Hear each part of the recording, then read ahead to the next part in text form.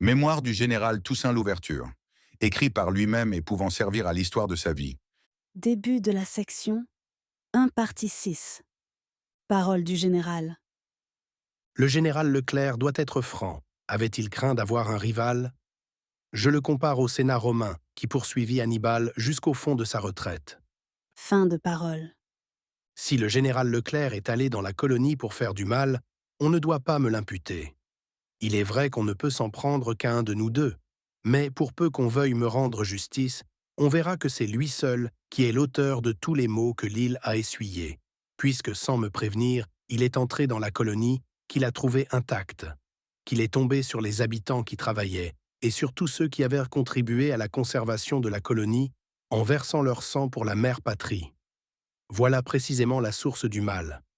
Si deux enfants se battent ensemble, leur père ou leur mère ne doit-il pas les en empêcher, s'informer quel est l'agresseur, le punir ou les punir tous deux, en cas qu'ils aient tous deux tort? De même, le général Leclerc n'avait pas le droit de me faire arrêter. Le gouvernement seul pouvait nous faire arrêter tous les deux, nous entendre et nous juger. Cependant, le général Leclerc jouit de la liberté, et moi je suis dans le fond d'un cachot. Après avoir rendu compte de ma conduite depuis l'arrivée de l'escadre à Saint-Domingue, j'entrerai dans quelques détails sur celle que j'ai tenue avant le débarquement. Depuis que je suis au service de la République, je n'ai jamais reçu un seul d'appointement. Le général Lavaux, les agents du gouvernement, toutes les personnes comptables qui avaient l'inspection de la caisse publique peuvent me rendre cette justice, que personne n'a été plus délicat, plus désintéressé que moi. J'ai seulement reçu quelquefois le traitement de table qui m'était accordé. Encore, très souvent, je ne l'ai pas demandé. Si j'ai donné l'ordre de prendre quelques sommes à la caisse, c'était toujours pour le bien public. L'ordonnateur les faisait passer où le bien du service l'exigeait. J'ai connaissance qu'une fois seulement, étant éloigné de chez moi, j'ai emprunté 6000 livres du citoyen Smith, qui était ordonnateur du département du Sud. Voici en 2 mots ma conduite et les résultats de mon administration. À l'évacuation des Anglais, il n'y avait pas un sol au trésor public. On était obligé de faire des emprunts pour payer les troupes et les salariés de la République. À l'arrivée du général Leclerc, il a trouvé 3 500 000 livres en caisse. Quand je rentrais au Cail, après le départ du général Rigaud, la caisse était vide. Le général Leclerc y a trouvé 3 millions. Il en a trouvé de même et à proportion dans toutes les autres caisses particulières de l'île. Ainsi on voit que je n'ai pas servi ma patrie pour l'intérêt, mais qu'au contraire, je l'ai servi avec honneur, fidélité et probité, dans l'espoir de recevoir un jour des témoignages flatteurs de la reconnaissance du gouvernement. Toutes les personnes qui m'ont connu me rendront cette justice. J'ai été esclave, j'ose l'avouer, mais je n'ai jamais essuyé même des reproches de la part de mes maîtres. Je n'ai jamais rien négligé à Saint-Domingue pour le bonheur de l'île. J'ai pris sur mon repos pour y contribuer. Je lui ai tout sacrifié. Je me faisais un devoir et un plaisir de développer la prospérité de cette belle colonie. Zèle, activité, courage, j'ai tout employé. L'île avait été envahie par les ennemis de la République. Je n'avais alors qu'une 40 000 hommes armés de piques. Je les renvoyais à la culture et organisais quelques régiments, d'après l'autorisation du général Lavaux. Note 1. L'ouverture, qui, comme tous les esclaves insurgés du Nord, avait passé au service du gouvernement espagnol, alors en guerre avec la France, fit à la Marmelade, le 15 prairial an 11, 4 mai 1794, sa soumission au général Lavaux, gouverneur de Saint-Domingue. Il fut fait par ce gouverneur chef de brigade, commandant aux Gonaïves et dépendances, 2. 3 500 000 livres rien que dans la caisse du port républicain. 3. Rigaud, André, mulâtre, naquit au Cail, le 17 janvier 1761. Il vit avec douleur et rage l'ouverture se coaliser avec les Anglais et les colons contre la France républicaine. Il prit les armes dans le Sud, le 29 prairial en 7, 17 juin 1799. Après une lutte mémorable, il fut contraint de s'embarquer pour France, le 10 Thermidor en 8, 29 juillet 1800. Il revint avec l'expédition française. Déporté, il ne reparut dans la colonie qu'en 1810. Rigaud était taillé pour les grandes choses. Son seul chagrin, disait-il souvent, c'était de ne pas être nègre. Il aimait encore à répéter « Le premier qui fut roi fut un soldat heureux ». Cette réminiscence dénote quelle était l'étendue de son ambition. Il mourut au Cayes le 18 septembre 1811. 4. Le maître de l'ouverture était le comte de Breda, cousin du comte de Noé, qui avait aussi des habitations dans la plaine du Nord, ce qui fit souvent croire que l'ouverture appartenait à cette dernière famille. Le comte de Breda, comme tous les grands planteurs, passa dans les contrées que les Anglais occupaient à Saint-Domingue, relégué à l'Arcahaie où commandait le traître mulâtre Lapointe, Jean-Baptiste, vieux, pauvre, chagrin. Découragé surtout par la proclamation de la liberté générale, il passa un jour un singulier marché avec Lapointe, je tiens le fait d'honorable témoignage. Lapointe, qui ne croyait pas à la durée de la liberté générale, dit au comte, pour lui relever le moral. « Tenez, je vous achète votre vieux nègre. »« Lequel ?» répond le vieux comte, comme se réveillant en sursaut. « Votre coquin de Toussaint, qui se dit l'ouverture, je vous l'achète tout général qu'il est. » La vente de l'ouverture fut effectivement passée en due forme, moyennant 800 gourdes, environ 4080 francs. Lapointe évacua la colonie avec les Anglais. Il ne revint au Port-au-Prince que vers 1811. Le capitaine Laruine-Leroux, dont il avait fait fusiller un frère à l'Arcahaie dont on se rappelle au Port-au-Prince, la violence du caractère, jura de le mettre à mort sur le rivage s'il osait y débarquer. Lapointe, convaincu que l'exécution eût suivi la menace, était depuis 8 jours confiné à son bord. Mais Pétion, alors président de la République, bien qu'il professât contre Lapointe un juste et profond ressentiment à cause du grand mal qu'il avait fait à la cause de la liberté, ordonna, avec sa grandeur d'âme ordinaire, que Lapointe descendît à terre en faisant venir au gouvernement Laruine et en l'avertissant que s'il avait l'audace de toucher à Lapointe, il le ferait, passer par les armes sans jugement. Pétion refusa de voir Lapointe, qui se glissa jusqu'au Cayes où il vécut et mourut dans l'ignominie. Source: Valentin de Cullion, notice sur André Rigaud. 5.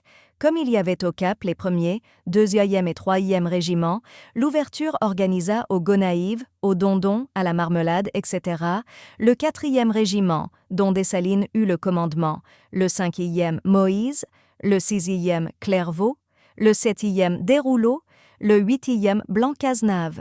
Fin des notes. La partie espagnole s'était jointe aux Anglais pour faire la guerre aux Français. Le général Desfourneaux fut envoyé pour attaquer Saint-Michel avec de la troupe de ligne bien disciplinée. Il ne put prendre cette place. Le général Lavaux m'ordonna de l'attaquer. Je l'emportai. Il est à remarquer que lors de l'attaque du général Desfourneaux, la place n'était pas fortifiée et que lorsque je m'en emparais, elle était fortifiée et flanquée de bastions dans tous les coins. Je pris également Saint-Raphaël, Hanche, et en rendis compte au général Lavaux. Les Anglais étaient retranchés au Pony de Lester, je les en chassais. Ils étaient en possession de la petite rivière. Je n'avais pour toute munition qu'une caisse de cartouches qui était tombée dans l'eau en allant à l'attaque. Cela ne me rebuta pas. J'emportai d'assaut cette place avant le jour avec mes dragons et fis toute la garnison prisonnière. Je l'envoyai au général Lavaux. Je n'avais qu'une pièce de canon. J'en pris 9 à la petite rivière. Au nombre des postes que je pris à la petite rivière, j'attaquai et emportai d'assaut une fortification défendue par 7 pièces de canon. Je m'emparai également sur les Espagnols des camps retranchés de Miran et de Dubourg aux Verrettes. Je livrai et gagnai aux Anglais une fameuse bataille qui dura depuis 6 heures du matin jusqu'à la nuit. Cette bataille fut si sanglante que les chemins étaient là couverts de morts et qu'on voyait de toutes parts des ruisseaux de sang.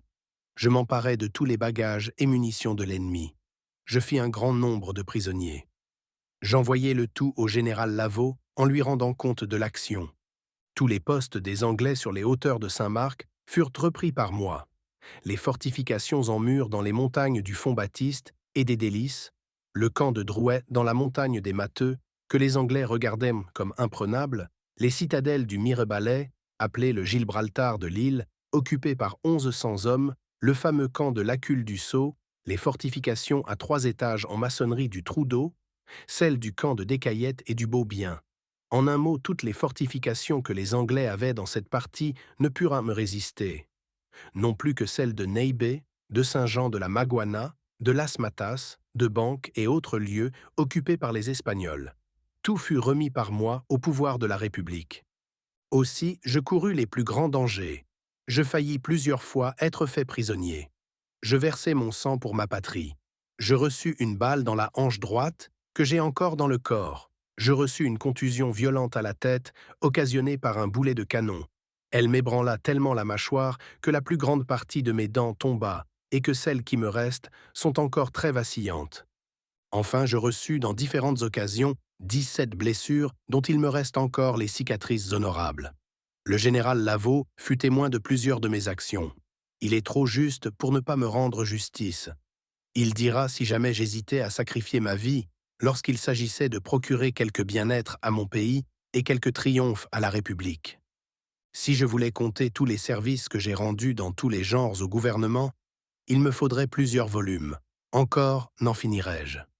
Et pour me récompenser de tous ces services, on m'a arrêté arbitrairement à Saint-Domingue. On m'a garrotté et conduit à bord comme un criminel, sans égard pour mon rang, sans aucun ménagement. Est-ce là la récompense due à mes travaux? Ma conduite me faisait-elle attendre un pareil traitement? Note 1. Cette sanglante action eut lieu le 9 Fructidor en 3, 26 août 1795, suivant le rapport de l'ouverture au général Lavaux. Elle se passa depuis la sortie du bourg d'Everett jusqu'à l'habitation Moreau, sur la route de Saint-Marc. Le colonel de Source, qui commandait pour les Anglais, y perdit 4 pièces de canon, tous les bagages et ses blesses. Lui-même, il fut obligé d'abandonner son cheval et de se jeter à travers les bois.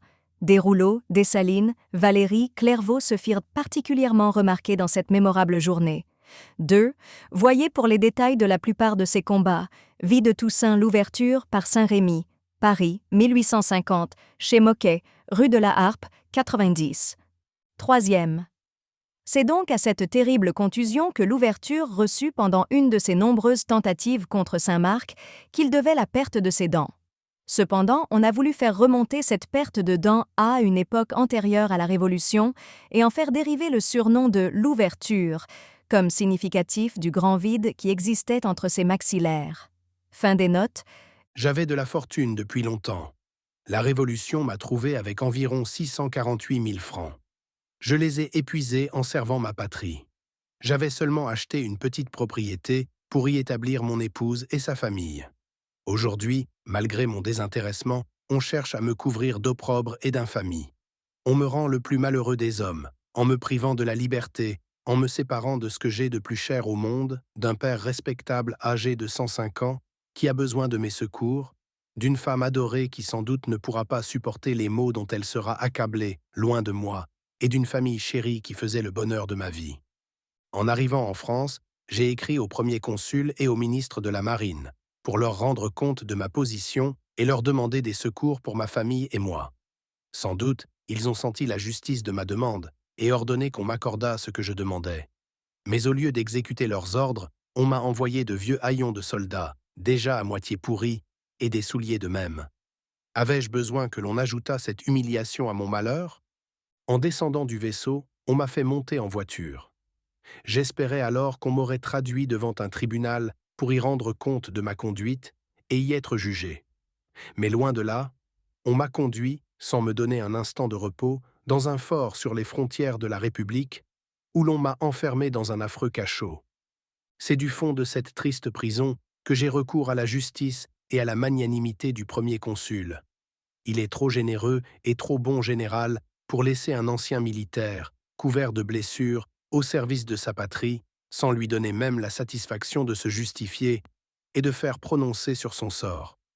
Je demande donc à être traduit devant un tribunal ou conseil de guerre, où l'on fera paraître aussi le général Leclerc, et que l'on nous juge, après nous avoir entendus l'un et l'autre, l'équité, la raison, la loi, tout m'assure qu'on ne peut me refuser cette justice. Note 1. Ici, il faut interpréter. L'ouverture parle sans doute de la Révolution du 10 août où Louis XVI fut arrêté et non point de l'époque de 89. Je pense ainsi parce que j'ai remarqué que dans beaucoup de ses lettres, il ne manque jamais d'ajouter au mot de révolution ceci 10 août. En effet, à cette époque seulement, il pouvait avoir une fortune si considérable, bien qu'il fût déjà riche de ses économies alors qu'il était esclave. 2. L'ouverture n'était accompagnée que de son seul domestique, Mars Plaisir. 3. Au château de Joux, près de Besançon, dans la Franche-Comté, l'ouverture arriva à Besançon dans la nuit du 4 au 5 Fructidor, 22 au 23 août 1802, escorté par 4 hommes du 2e chasseur, non compris l'escorte intérieure de sa voiture. Il passa la journée dans les prisons de Besançon. Le 5, à 2 heures du matin, il fut dirigé au château de Joux, qui devait être son tombeau. Rapport du général Mesnard. Fin des notes et fin de la section 1 de la partie 6. Parole de Saméris. La République haïtienne est comme le soleil. Est aveugle celui qui ne les voit pas. Le peuple haïtien est maître chez lui. Il a fait une république, et peut-être que demain fera-t-il une aristocratie, après-demain une monarchie. C'est son droit imprescriptible. La forme de son gouvernement n'est qu'une affaire de loi intérieure.